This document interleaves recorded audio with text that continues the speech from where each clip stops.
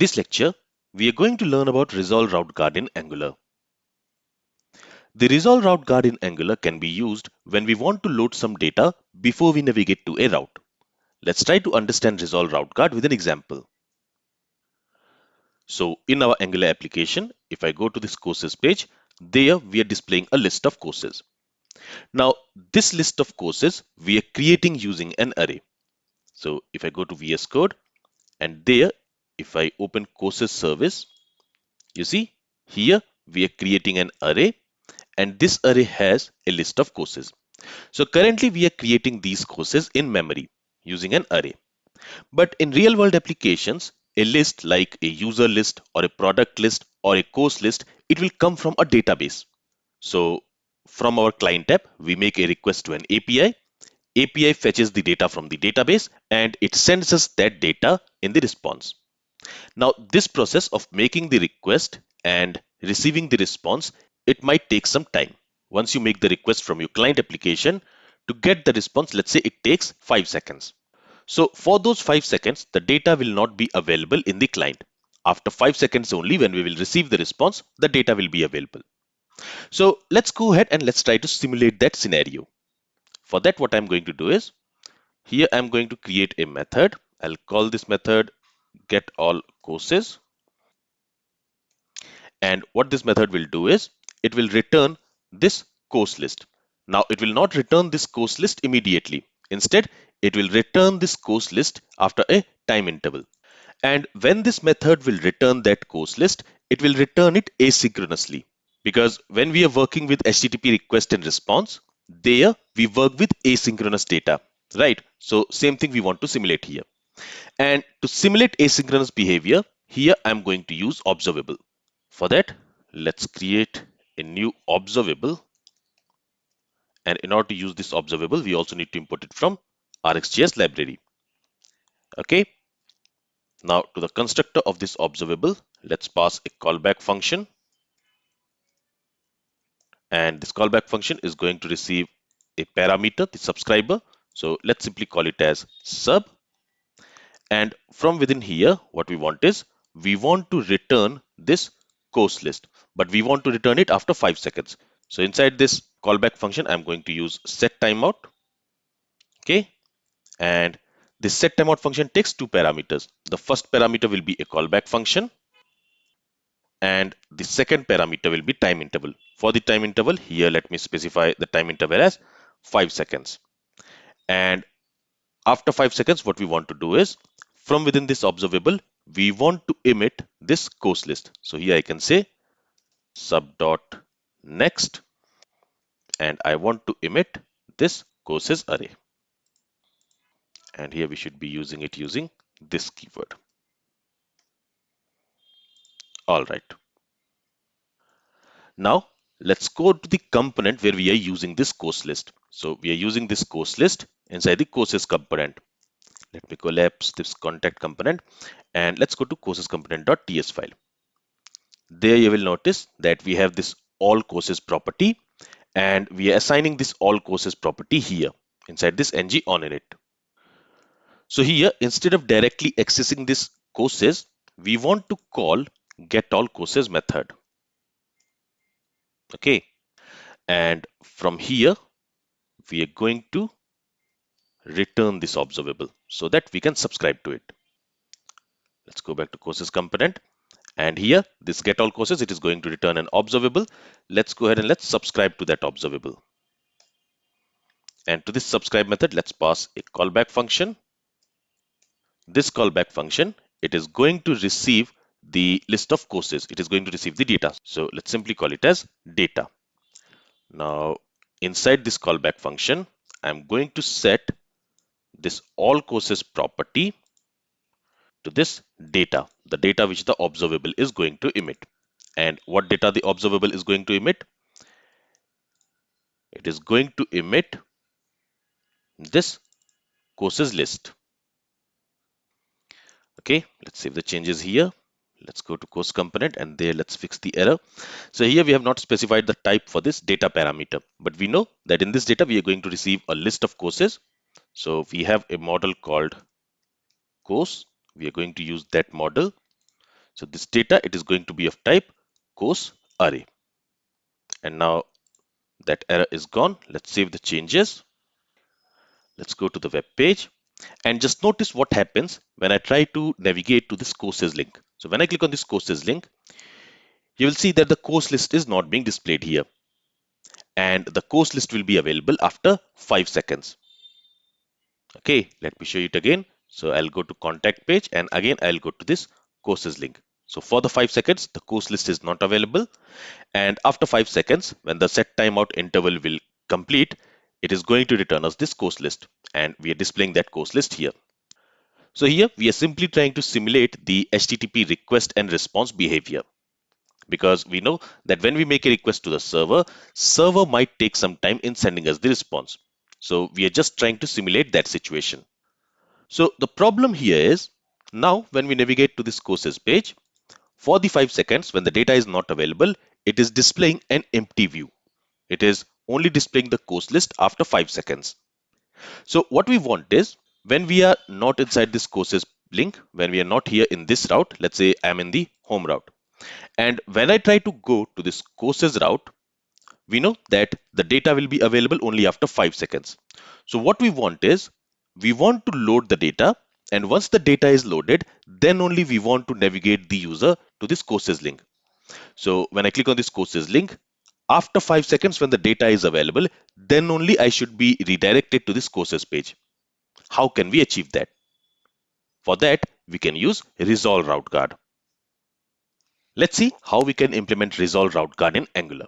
So let's go to VS Code. And again, till Angular 14, we used to implement a resolve route guard using a resolve interface. And from Angular 15, the resolve interface is deprecated. Instead, we use a resolve function. So I'm going to show you both the ways. Let's first see how we can implement resolve route guard using resolve interface. So again, what you can do is, you can create a service class, and that service class can inherit resolve interface. But here I'm not going to create a new service class. Instead, I'm going to make this authGuard service class inherit from resolve interface. So again, here I'll use comma, and now I want to inherit from resolve interface. And in order to use this resolve interface, we also need to import it from Angular/router. So this is the first step. Now this resolve interface, it is of generic type. So basically, unlike other route guards, this resolve route guard, it is going to emit some data. Okay, it is not going to emit a Boolean value. It is going to emit some data. So we need to specify the type of data which this resolve guard is going to emit. In this case, the resolve guard is going to emit an array of courses. Okay, so let's import this course model, and here let's specify that it is going to emit a course array. This is the first step. Now, since our authGuard service class is inheriting from this resolve route guard, now it has to implement a method called resolve. So here, let's go ahead and let's implement resolve method. And this resolve method is again going to take two parameters. It is going to take a parameter of type activated route snapshot, and it is also going to take a parameter of type router state snapshot. And from within this method, we need to return a list of courses, because that's what we have specified the return type as. Okay, so this resolve method, it is going to return a list of courses. Now, where do we have our list of courses?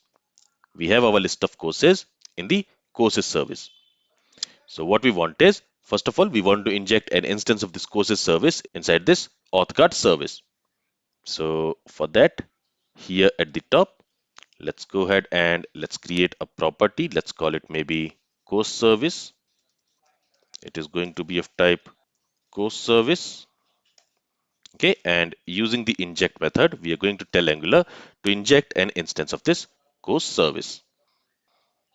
All right, now once we have the instance of the course service, using that instance, what we can do is, we can call getAllCourses method. Now this getAllCourses method, it is going to return us an observable. We are going to subscribe to that observable, and to this subscribe method, let's pass a callback function. This callback function is going to receive the data which the observable has emitted. So I'll simply call it as maybe courses. Okay, and from here we want to return that courses. So let me create a variable. Let's call it course list.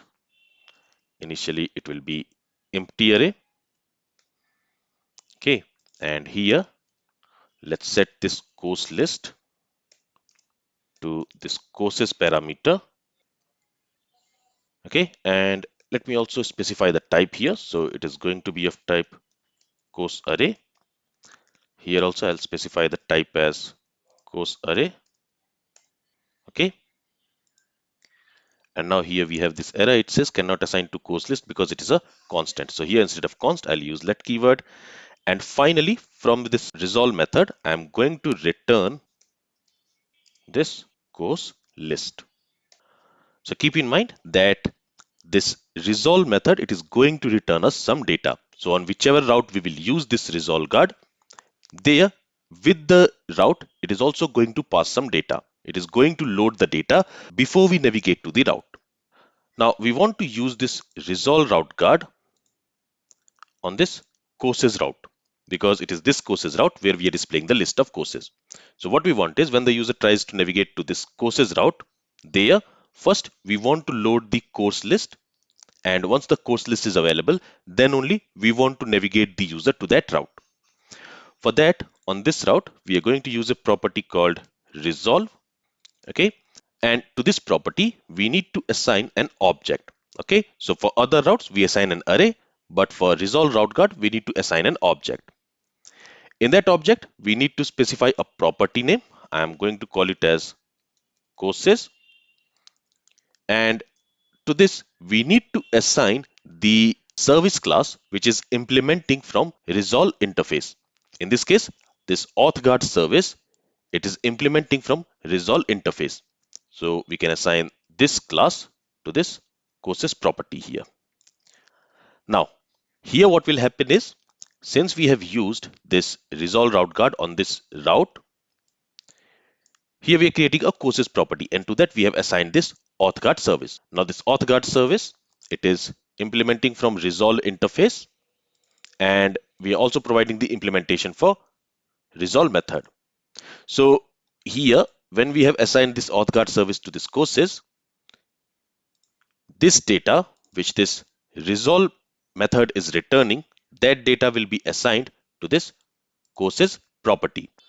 Now this courses property, it will be available in the activated route instance. And what is this courses property storing? It is storing a list of courses which this resolve method is returning.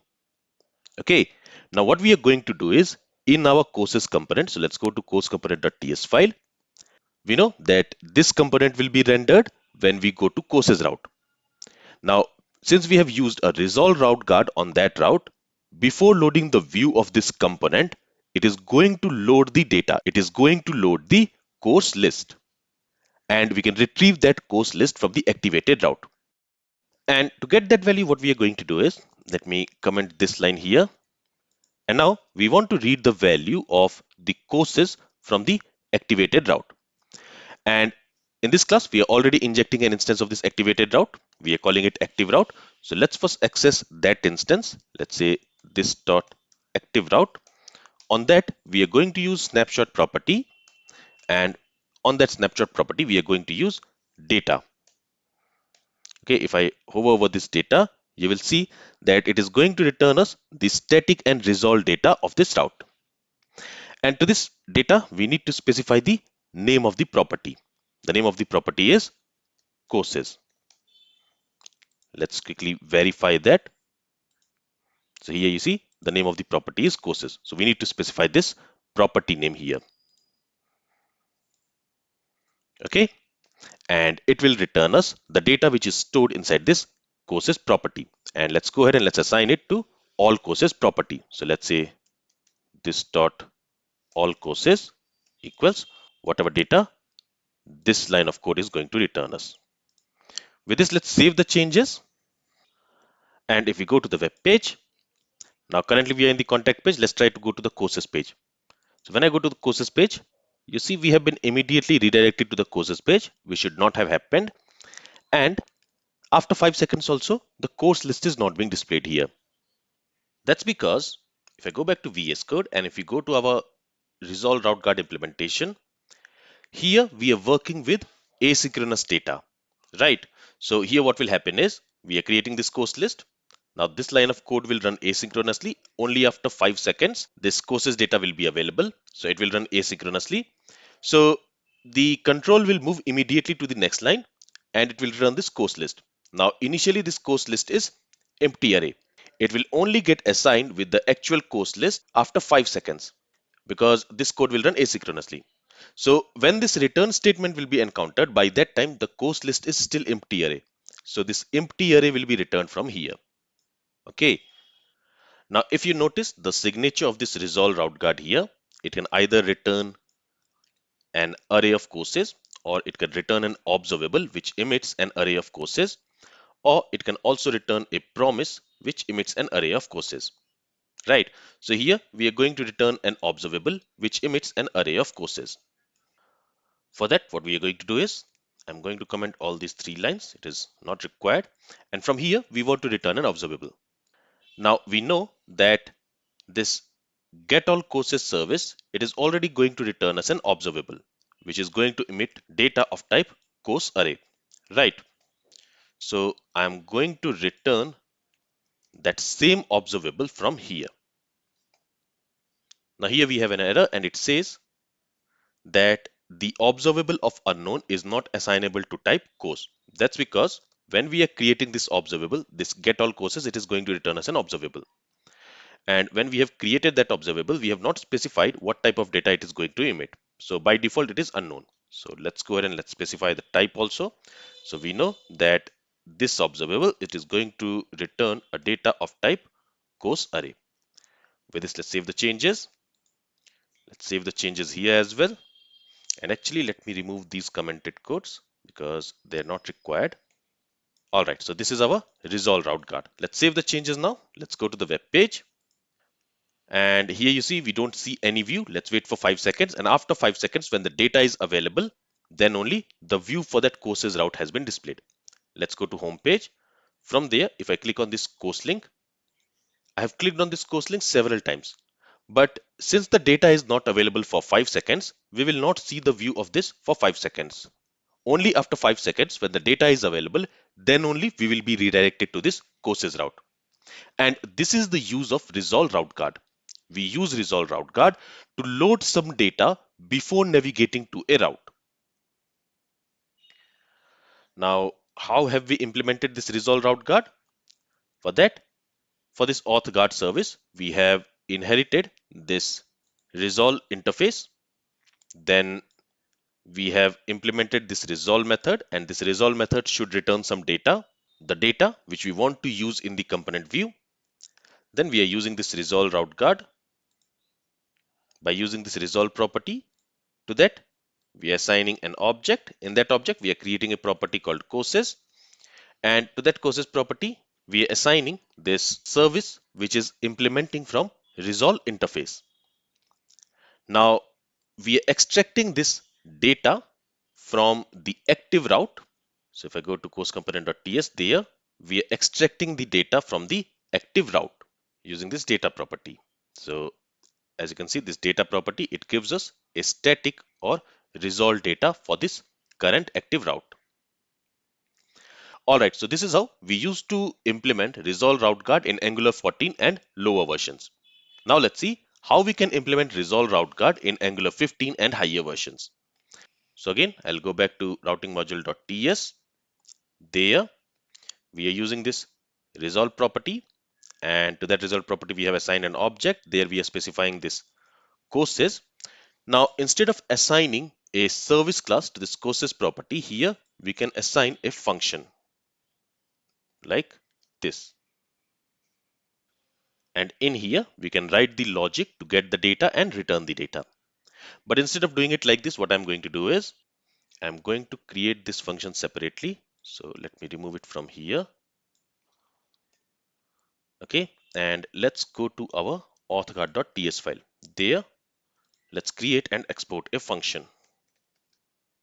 And let's call this function resolve Okay, you can name it anything. And here I'm using arrow function syntax. Inside this function, we are going to write the same logic which we have written inside this resolve method.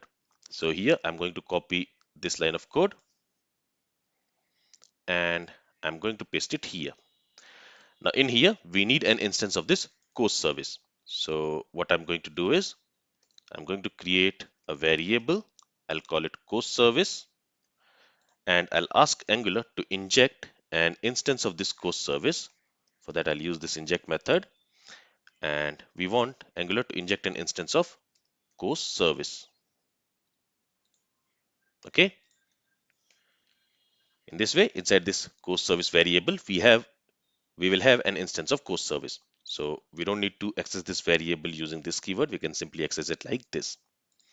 And now we are going to assign this function to the resolve property. So first of all, we need to import it from this authguard file. So here I'm going to import resolve method.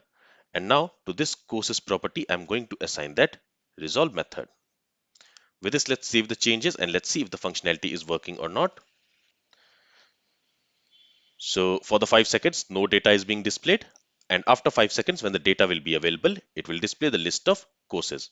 If I go to home page and then if I try to navigate to courses page, for the 5 seconds, we will not be able to navigate. After 5 seconds, when the data will be available, the view of the courses link will be displayed. And this is the use of resolve route card. Now, if you notice, if I go to home page and if I go to this courses page, for the 5 seconds, nothing is happening. So the user will not come to know that behind the scenes, the data is being loaded. And once the data is loaded, then only the user will be redirected to courses page. User does not know about this. So what we can do here is, by the time the data loads, for example, from the home page, when I move to courses page, for the 5 seconds, when the data is loading, we can show a loading spinner. And I will show you how to do that in the next lecture.